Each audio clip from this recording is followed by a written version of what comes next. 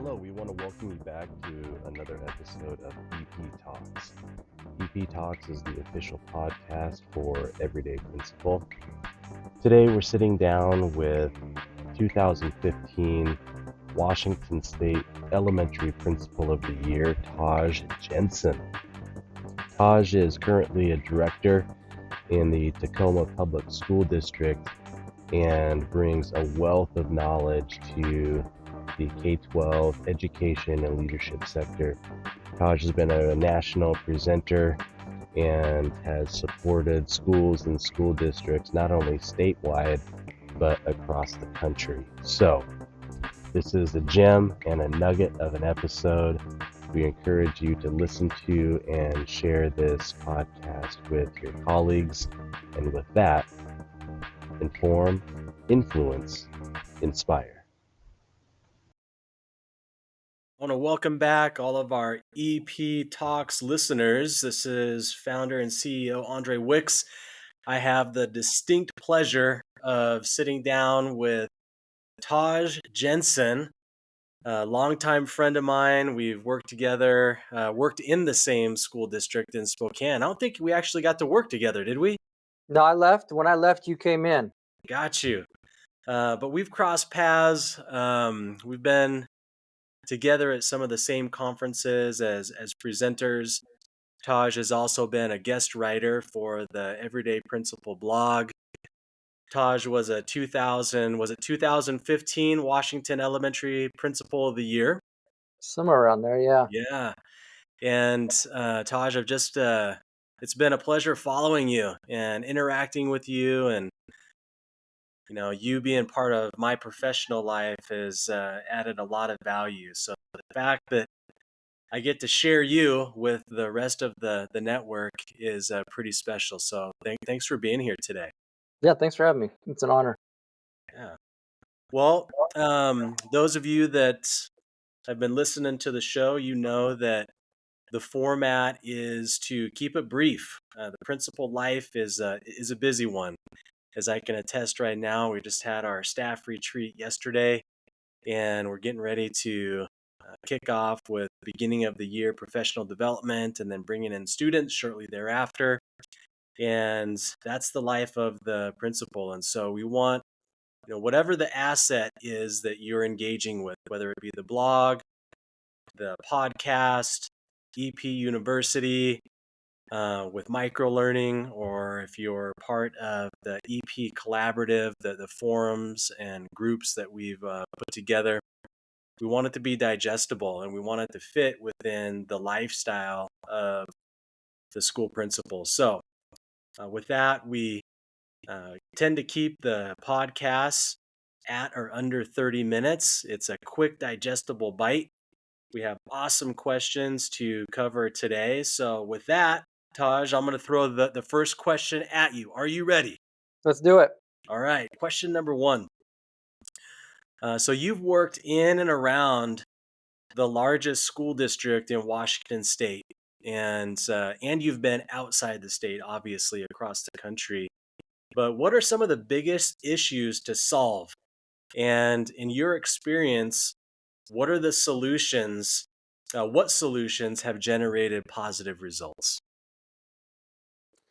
Yeah, I work in Tacoma, which is one of the larger districts here in the state, and I've been in Spokane, and I've also had the opportunity to work in Onalaska, which is a rural district, southern Washington, right? And I wouldn't say there's a difference between the issues or concerns, large or small. It's just the magnitude of those issues based on the volume and of student body, right? Right. I would say equity and access is just as big in a small rural district as it is a large metropolitan or urban district. I think one of the key factors of breaking those barriers and removing those things of access all comes down to relationships. I think that's got a through line through a lot of the things we face in education is building relationships, having trust, being transparent, and working through those issues to a collective outcome. Sometimes it's messy, right, to get to that collective outcome, but if it's student-centered, very objective and quantifiable, usually can reach some place of success at the end of the road. Doesn't really matter the size of the district. At a larger district, there's more bureaucracy and check boxes, right? And you got to get 8 floors of approval. Sometimes it's a little bit slower in a larger district just because there's more checks and balances. Where in a smaller district, sometimes you are the checks and balances. You are the director, soup, and principal, so it's easier to get those things done. But I would say equity and access is a huge one, regardless. And then I think most districts are struggling with the mental well-being of their student body, um, especially now in the day of social media. We know that social media causes great harm to kids socially, emotionally, and you could be in a small district or a large district, and Instagram, Snapchat, and TikTok are impacting kids in all districts of all sizes. And we're wrestling that here in Tacoma and most districts across the nation of we want to embrace devices and technology, but at the same time, we feel a need to remove those things because we need kids to engage. And so the well-being of students is an issue, big or small. And I don't know if we have an answer for that one yet. We're working on that, right? Yeah. I would say another one is the ever-present issue of achievement gaps.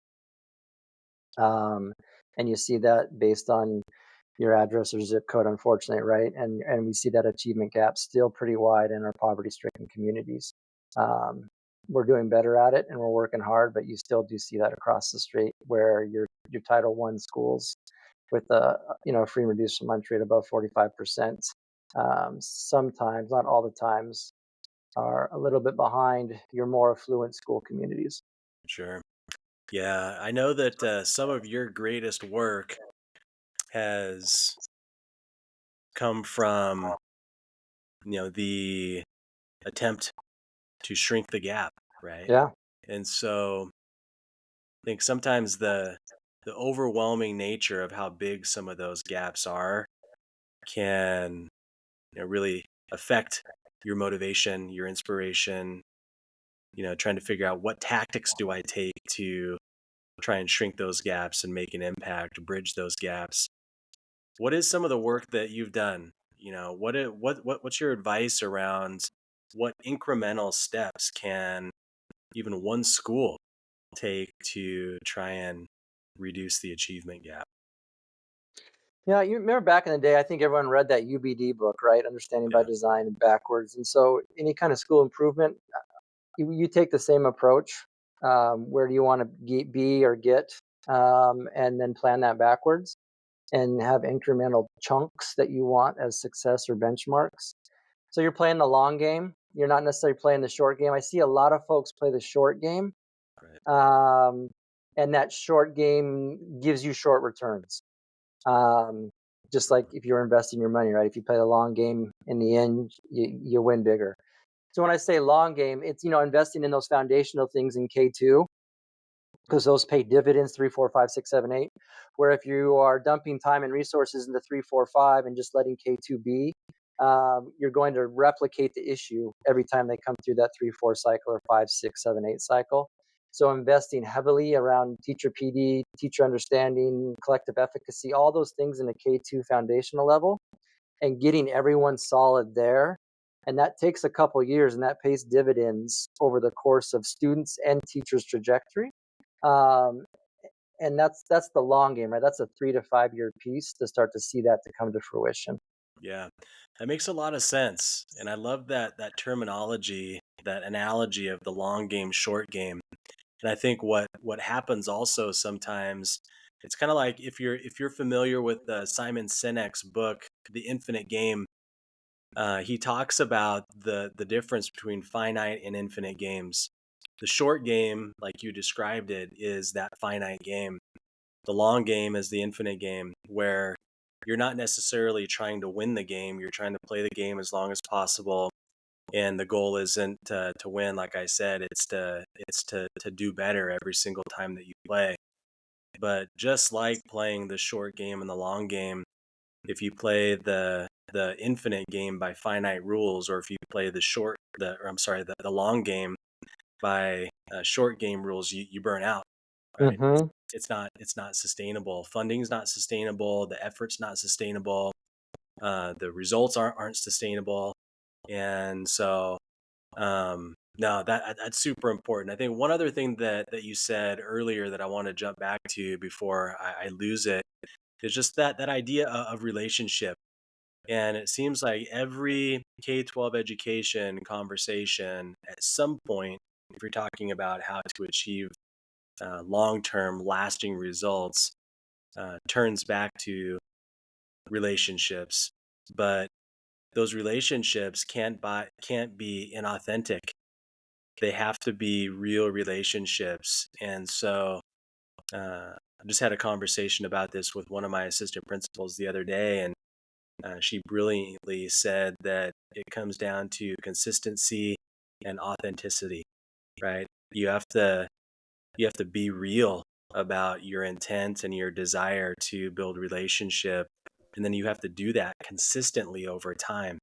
You can't be a one and done thing and then expect that, whoever the relationship is with, that it's going to stick and develop roots. So, those things are super, super important. Yeah, that's the foundation of how we build things moving forward. Yeah. Yeah. No, that's good. That's good. Okay. Next question. This is important too, because everything everyday principle has to do with is about continuous improvement. So I am curious, a person that has been able to accomplish what you've accomplished and what you've been able to help others accomplish. What have you done and what do you currently do to stimulate your own growth and evolution? Yeah, reflecting on this piece, right? Like maybe someone told me this earlier and I just forgot. I wish someone would have told me this earlier. Like, you're young, you get caught in the game, um, and you take yourself too seriously, Mm, and you become your job, right? And so what, like I always check myself, like when someone says, "Who are you?" If I start to define myself or who I am by any characteristic of work first, I need to step back and check myself.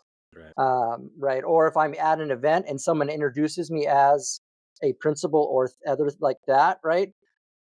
Then I guess I don't have an authentic relationship because they can't introduce me or define me who I am. So number one is just don't take yourself seriously.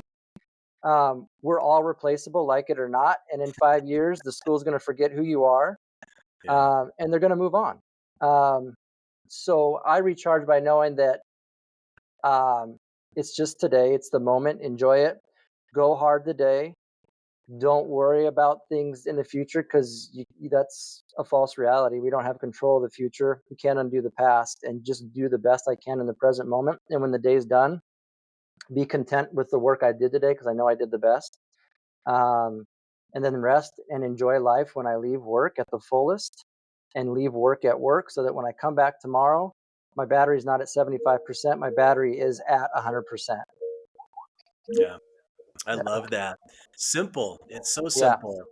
I was reading one of the things that I have been doing most recently for my own personal professional growth is just trying to read and listen to things that are outside the K-12 education, right? So I'm reading books about, business. I'm reading books about philosophy. I'm listening to things that have really no direct association with K-12 education. What I found is that, the more holistic of a person I become, the more holistic of a person I am to offer value to other people. And something that you just said reminded me of a book that I was listening to today. And this particular part of the book was talking about how much time we waste trying to predict the unpredictable future.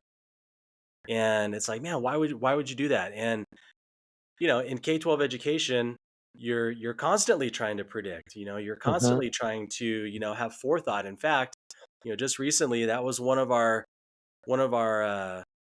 not criteria, but one of the things we were evaluated on as building leader is our ability to have forethought. And in this book, Warren Buffett, one of the greatest investors of all time, put it this way. He said, 50 years ago, what was the best-selling candy bar? Snickers. What's currently the best-selling candy bar? Snickers. And basically, what he was trying to say is that make predictions off of the things work, and that goes back to the point that you were trying to make earlier in terms of how do we achieve or close the achievement gap. And it's not by trying to predict the unpredictable future. It's about going back to exactly what we know. And over the last 100 years has closed the achievement gap. Focus on that, replicate it over and Yep. over and over again. So 100%. Yeah. No, there's no, yeah. I mean, we know the 5 pillars of reading, right? That's how we're going to teach kids to read. And that's been the truth since science of reading came out. And it's the truth moving forward. And we stick with that. And we know the outcomes we're going to get. We don't need to worry about those outcomes because we know those outcomes are attainable if we stick to the script. yeah, for sure. Okay, moving on. Next question. So you were former Washington State Principal of the Year, 2015. I mentioned earlier we just held our staff retreat yesterday and got great feedback from our staff about the value of the time we spent together. For you as a building leader, what are some tips you have for fellow principals to run what I would call award-winning staff meetings and PD? I think that shifts as your duration or your life in a building grows, right? I mean, that first year you're in a building, it's a little bit different than maybe your third or fourth year in a building. And I think it's important to recognize that the evolution of you as a leader in the building, as you grow as that leader, your approach should shift with the growth of you as a leader because you're getting to know your staff, you're getting to know the nuances of the build, you're getting to know things, and so you should be able to shift that. I would say that. Um, Obviously clear objectives and outcomes, those, I mean, the things you want teachers to do with kids, you have those same things in a staff meeting. I always had a firm belief that we always had high expectations, but with high expectations we had high levels of support. So I couldn't do one without the other. So any kind of PD we had was always data driven, data rich, conversation rich outcomes. But there was always a level of support that went into that PD. So if the expectation was to do X, Y, and Z when we leave this meeting in terms of maybe using some of Hattie's work as things in the classroom, right? I want everyone to do uh, implement 2 of Hattie's effects strategies, right, that have an effect size greater than 0.4. Okay, in order for me to do that, I need to replicate that work in a PD, model it, support you, give feedback, and do all those pieces. You can do all that if I backtrack a minute, but it has to be a safe environment. Um, Teachers have to be able to like, okay, we did this August PD. Am I safe to take this back to my classroom and fail and flub it up a little bit and think that Andre or Taj will give me feedback and it won't go into my Danielson or my Cell 5D framework, right? I get to do it.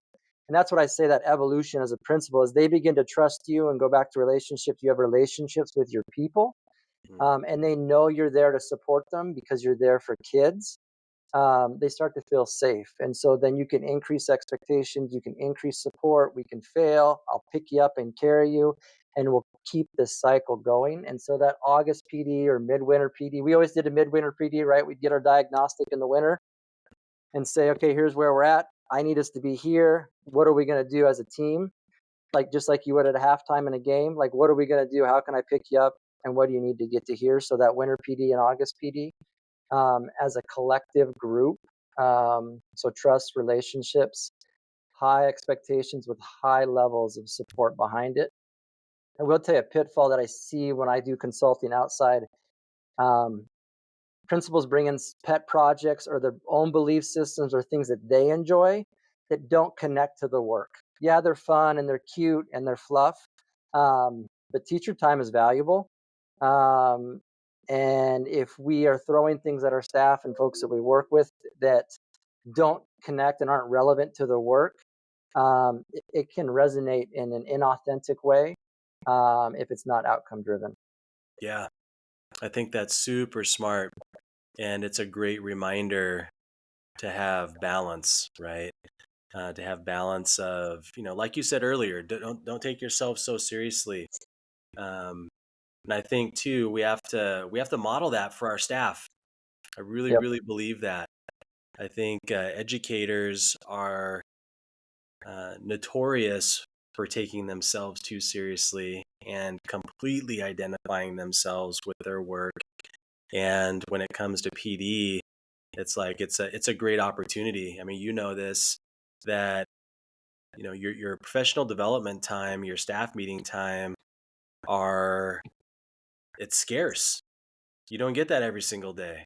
If you're in a district that's fortunate enough, maybe you get it once a week. In Spokane, we're fortunate to have a collaboration schedule where, either I have an opportunity to lead some professional development, or at least have a voice or influence it. And along with that, we have to model, when it's time to be on, and when it's time to take a step back and build culture with each other. You know, and no, I just think that's super super important. So thank you for sharing those tips. Okay, let's see, where are we in this? I have so many questions for you. All right, let's go with this one. In your opinion, why? And this is something. Take your time and be thoughtful about this, because this is for some people, this may be a bit of a devil's advocate question. The question really is around the roles and responsibility of the building leader, and one of those roles being that of an instructional leader. What fraction of school leadership, principal wise, should be focused on instructional leadership?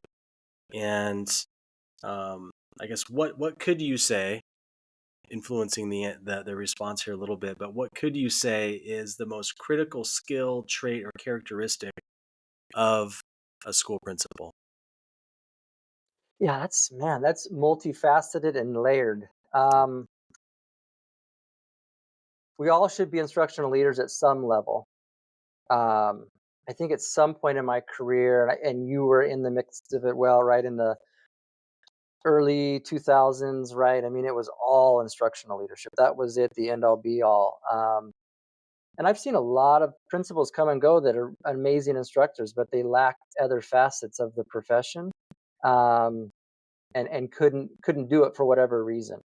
Um, I mean, if you're going to piece it out, 1/3, 1/4 of your work, right, is instructional leadership. No more than 1/3 at the very most. I'm a firm believer too of creating a team of like yin and yang. So yeah, I've got the 30,000-foot view of instructional leadership. I can talk about Hattie and the things that we need to do and what those are, but I also have a coach.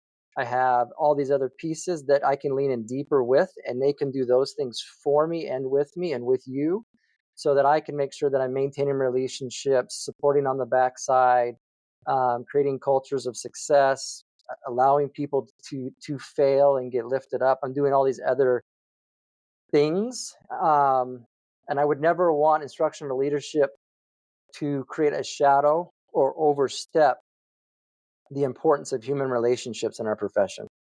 Mm. Um, and I wish I would have known that earlier in my career, right? I did some great work, but I think I harmed some people along the way, some teachers, right? And I'm totally aware of that. That had I been a little more mature and had some guidance around that, maybe not being so gung ho on a data driven outcome around instructional leadership, that I could have come alongside on the human level, and supported that teacher in a different way, in a more holistic way, that maybe would have resulted in the same excellent outcomes for students, but kept that teacher in whole or intact, as a being. Yeah. No, I'm glad that you said that. You think about the idea of growth and evolution. It's not just to mature and grow and to continue along this path of continuous improvement for yourself. It's because of those relationships that we may have had in the past, that it's important for us to keep moving. There's going to be people, Taj, that are listening to this conversation that are going to be at that pivot point, that you wish you could go back to and change it. Mm-hmm. And this Yeah. conversation is going to be that thing that, turns on that light bulb and is like, oh my gosh, that's exactly what I'm doing right now. And what I'm doing is having an impact. What kind of an impact is it having on my staff? And is it having the intended impact that I want it to have? And what's the residual impact that's having on students, right? And so I think we've all been there. I know I'm going into my 29th year in K-12 ed, and thank goodness I'm not the same educator I was 29 years ago. Yeah. My gosh. I couldn't do it. No, I couldn't either. And not only could I not do it, my school district wouldn't want me to do it, Nope. right? And so, that's, there's this personal element, this personal satisfaction of continuing to learn and, figuring out different ways to apply what we've learned. But like you said, and it's so true, we're in the people business. We are. Right? We are in the people business. Anytime that you're working with people, you're in the people business first. If I'm working a factory and I'm operating a piece of machinery, it's a different story, right? You're creating a product, an inanimate product, but regardless of whatever the report card is measuring at the end of the year, you have to be, people are producing those results. So the ideas of human psychology and everything that go into developing better humans is what we're all about. One thing that you said earlier, Taj, that I wanted to come back to is around professional development. That's so important. And you alluded to this. I'm going to call it out explicitly, that in order for PD and staff meeting, anytime you're pulling your staff together to grow together, there has to be a real element of engagement, right? You need to get your people involved in the PD. It can't be, I'm going to present this, or I'm going to share what I know with you. You have to leverage the collective expertise and the collective wisdom that you have in the room with you, right? Be part of the conversation, not just the conversation. I think that's super important. Yeah, it is.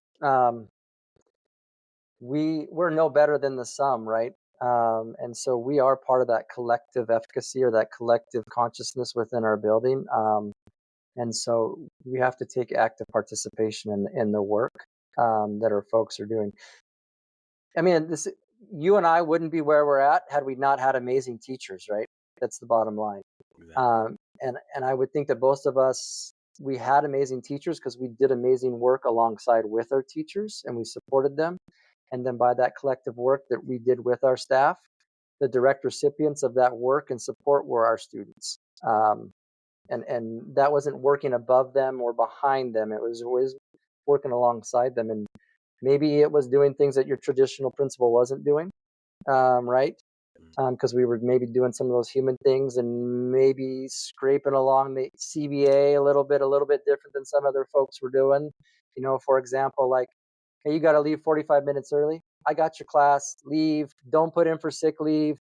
Save it for when you need it. Like those little things, the dividends that you get from those will go far beyond the 45 minutes you set in that Priceless. teacher's class, right? You can then ask them to do all these other things and they're going to do it because they know. I mean, those are just examples of walking alongside them and not be the manager of your people, but be people with your people. Yes. So Yeah. true. So true.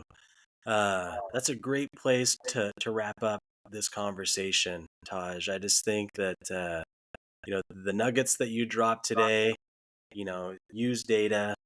You talked about skills, you talked about the things that you can read about, but you also talked about the most important things, coming alongside your people, treating them like humans first. Not only did you talk about that, in terms of staff, but students as well. I love the way that you lead, with a people purpose first. And I'm glad that we were able to share that with people today. So thanks again for being part of EP Talks. Yeah, just make sure you're being your authentic self, and people will respect that and follow it. Absolutely. All right, folks, take care. Until next week.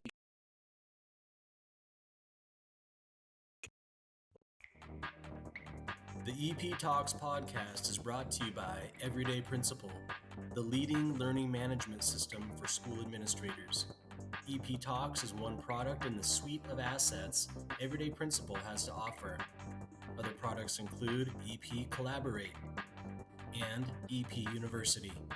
For more information how Everyday Principal can inform, influence, and inspire learning for you and your school district, contact us today at everydayprincipal.com.